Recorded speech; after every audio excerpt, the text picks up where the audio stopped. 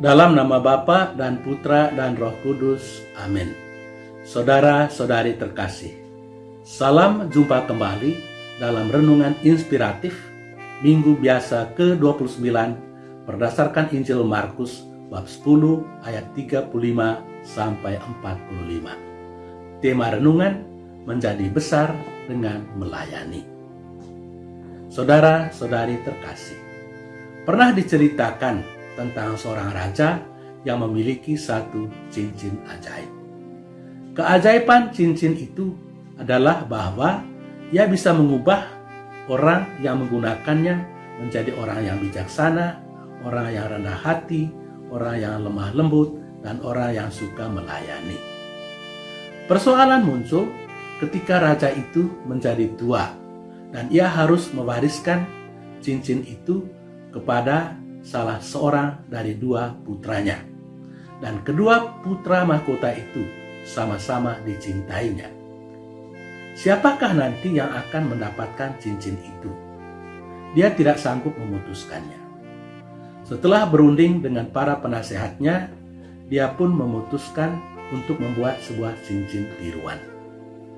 Menjelang kematiannya, dia memanggil kedua anaknya itu secara terpisah dan memberikan mereka masing-masing sebuah cincin. Ketika mereka mengetahui bahwa kedua-duanya sama-sama memperoleh cincin, mereka pun bertengkar di antara mereka tentang siapa yang mendapat cincin asli sehingga bisa menjadi raja. Tidak sanggup memutuskan, mereka membawa persoalan itu kepada seorang hakim.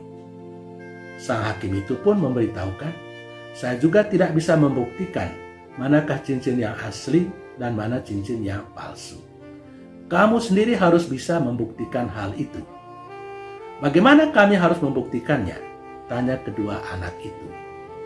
Hakim itu menjawab, "Cincin yang asli akan membuat pemakainya bersikap bijaksana, rendah hati, lemah lembut, jujur, dan suka melayani. Hanya dengan cara begitu, semua rakyat di negeri ini bisa mengetahui siapa raja mereka yang sebenarnya. Nanti pada waktu itulah kami memaklumkan siapakah yang akan menjadi raja di negeri ini."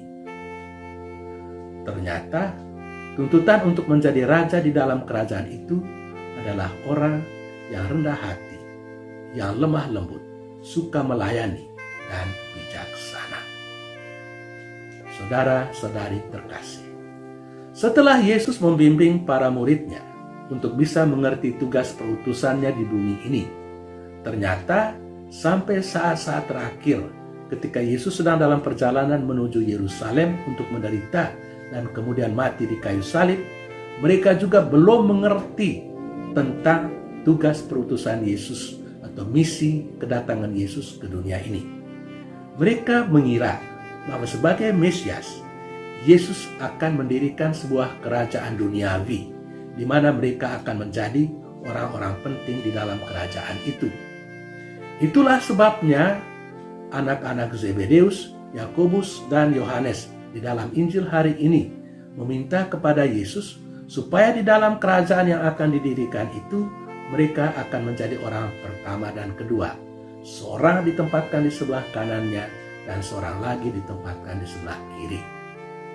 Tetapi bukan cuma Yakobus dan Yohanes yang berpikir seperti itu.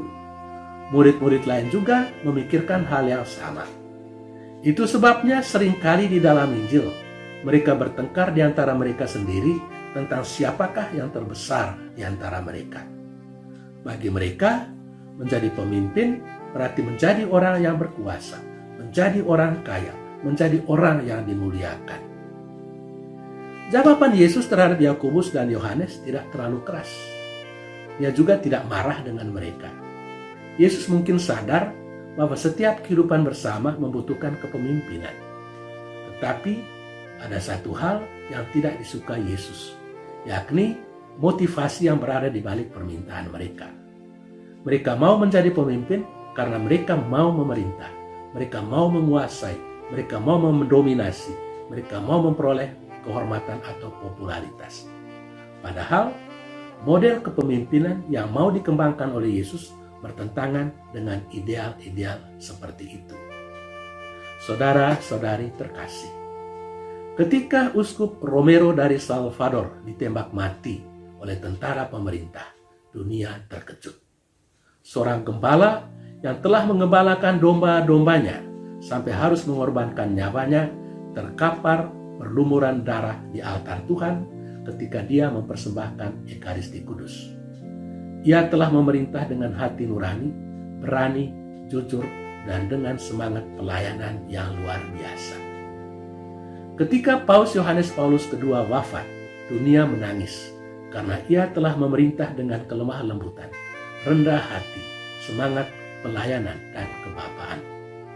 Model kepemimpinan seperti inilah yang diharapkan oleh Yesus dari setiap pemimpin yang menjadi pengikut-pengikutnya, yakni memimpin dengan semangat kerendahan hati, tulus ikhlas, rela berkorban, dan mau melayani orang-orang lain dalam semangat kerendahan hati. Kita berdoa supaya Tuhan menganugerahkan kepada kita pemimpin-pemimpin yang demikian. Semoga Tuhan memberkati hidup dan karya kita dalam nama Bapa dan Putra dan Roh Kudus. Amin.